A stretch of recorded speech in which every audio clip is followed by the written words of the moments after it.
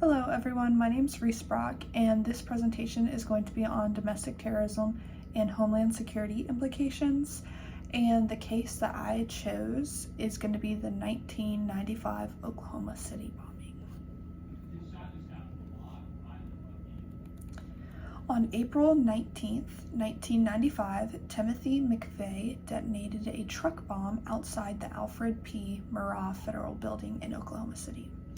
The explosion destroyed pretty much all of the building and killed 168 people, and about 19 of those were children. It is known as one of the deadliest acts of domestic terrorism in U.S. history. Timothy McVeigh was a former Army soldier who grew more extreme in his beliefs after he left the Army. He wasn't part of an official terrorist group, but his views did line up with the white supremacist and anti-government movements. Terry Nicholas helped him by gathering materials for the bomb and helping with any of the plannings that they had to do before the act was taking place. McVeigh was driven by his beliefs. He thought the federal government was acting like a dictator, and he really wanted revenge for what happened at Waco and Ruby Ridge. He was able to get the materials to build the bomb pretty easily, which kind of shows how domestic terrorism can take place in every day, and they can use everyday resources, which they can turn into any type of weapons.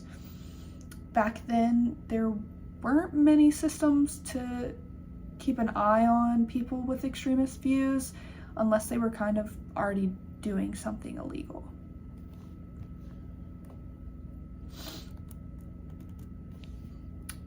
The Murrah building was picked because it was a federal building and it had more of a symbolic meaning.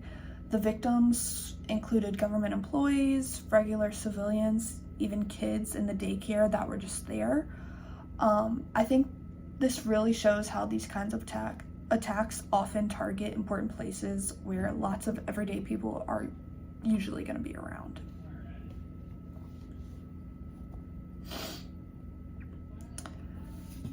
The bombing didn't just affect people in Oklahoma City, it impacted the whole country. It really made people realize that big acts of terrorism can come from inside the US. It doesn't just have to come from other countries. And a lot of communities were left dealing with long-term trauma, and people felt a lot less safe around federal buildings or any other government property. Law enforcement did a really good job by responding quickly and working together. McVeigh was actually arrested about 90 minutes after the bombing because he was pulled over for not having a license plate.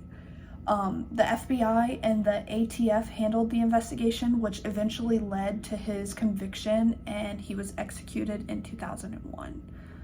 This whole case, I think, really proves how important it is for different agencies to work together as a team and share their information.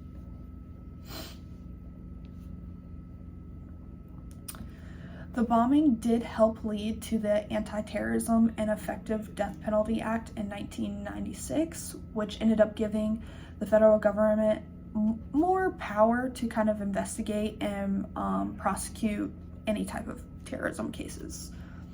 It also made people more aware of the threat of the domestic terrorism and influenced the Homeland Security policies that were developed later, especially after 9/11.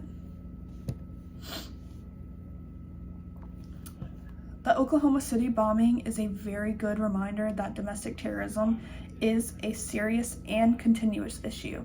This bombing proves how dangerous extremist beliefs are, and this bombing had a very big impact on how the government helps Homeland Security prepare and respond to these types of threats and disasters. By learning from these attacks, I really think that we can better understand how to find ways to prevent them in the future. And that is the end of my presentation and PowerPoint.